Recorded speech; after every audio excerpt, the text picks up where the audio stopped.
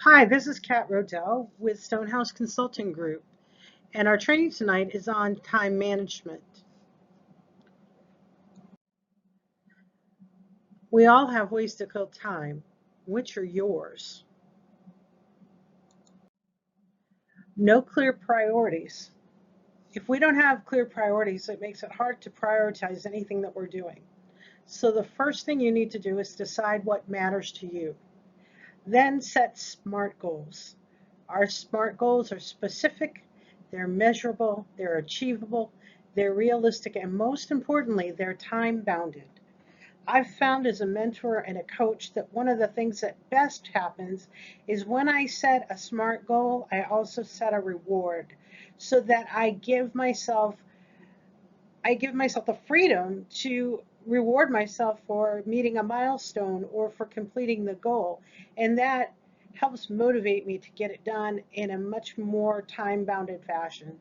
But if I never set the deadline, if I'm not specific, if I don't know how I'm going to measure my success, if I don't know for sure it's achievable, or if I'm not being realistic, then my goals can't be met and I will continue to let my time just slip away. And nobody wants that.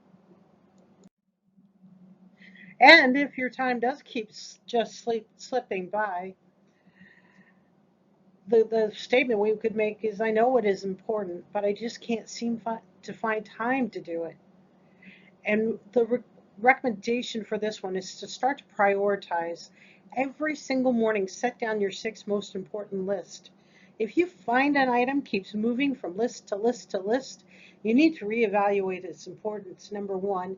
And if you find it is still important, then enlist somebody to help you get that done, because there may be something internally that you're just not looking at. And then the other thing you need to do once is to start to time block and schedule your tasks.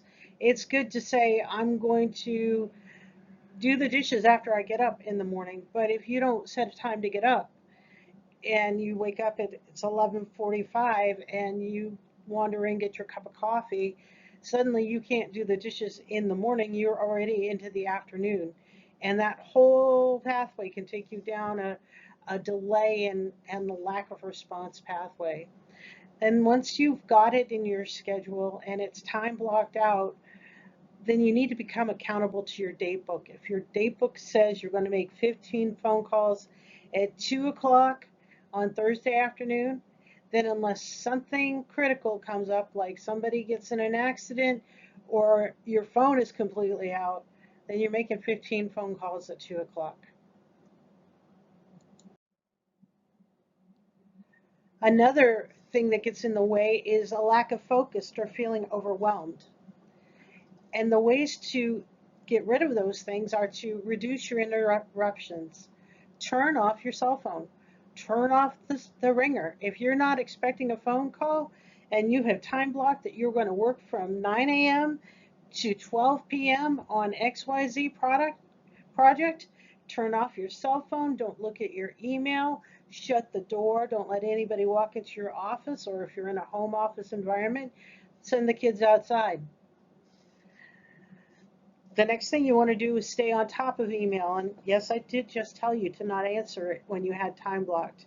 Stay on top of your email means to create folders, to organize them, to go over your email first thing in the morning or last thing during the day, and maybe sometimes at noon time.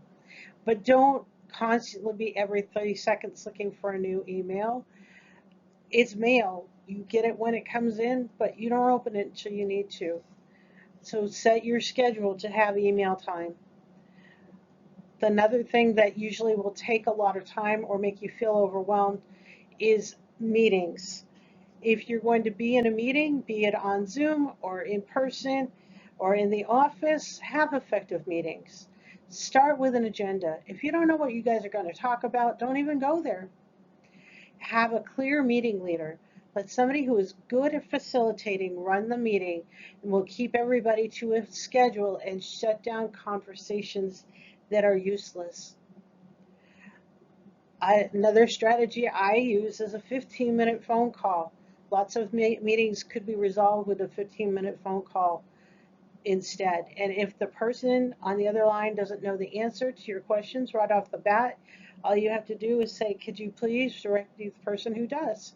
And you get their name and number, and you go make another 15-minute phone call. Then another good effective meeting strategy is to not have more than 1 hour in person. After an hour, everybody's tired.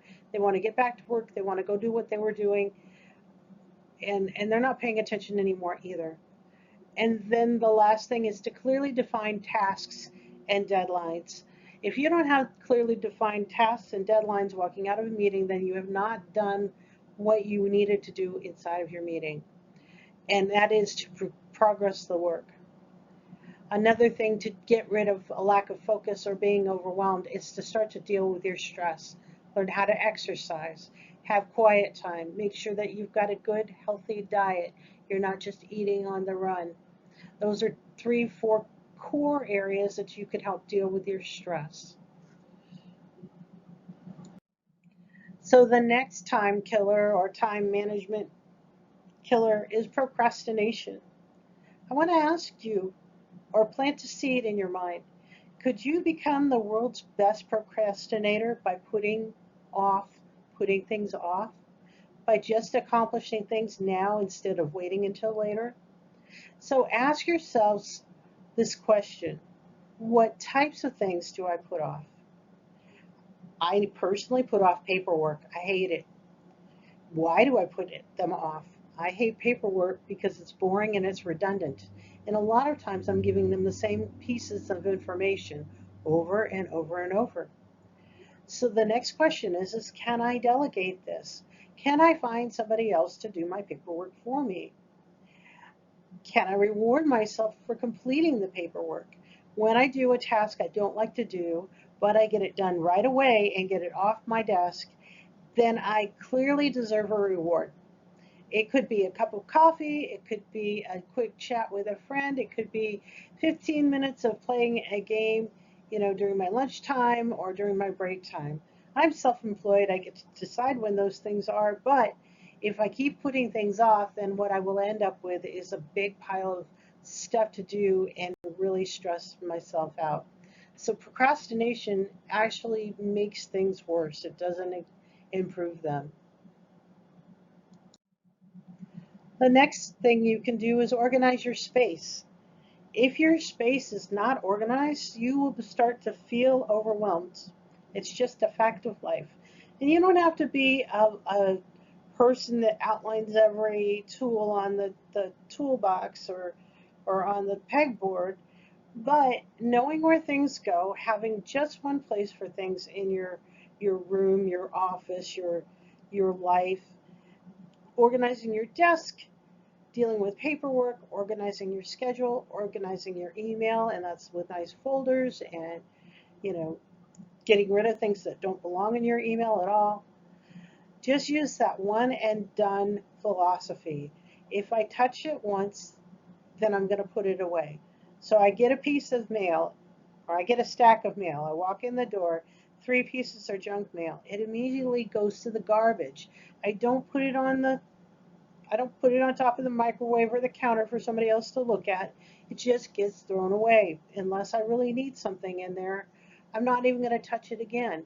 If I have a bill, then I take the bill over to my computer, open it up, make sure that it's scheduled for the correct payment date, and then I file it. I don't touch it again. So if it's in my hand, it gets taken care of. And that deals with my procrastination. It helps me stay organized, and then I don't get overwhelmed with piles and piles of paper. I also use a Rocket Book now, and it is a washable notebook. You can write with a special pen on the Rocket Book.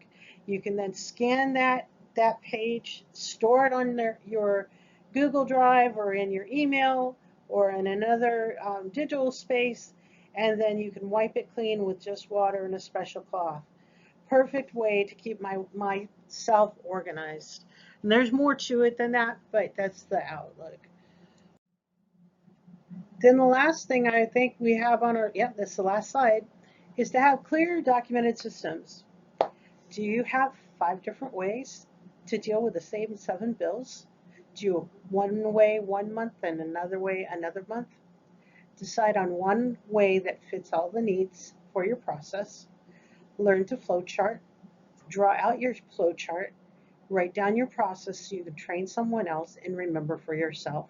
And then just do it the same way over and over and over again, unless you think of a process improvement and then you improve and move forward.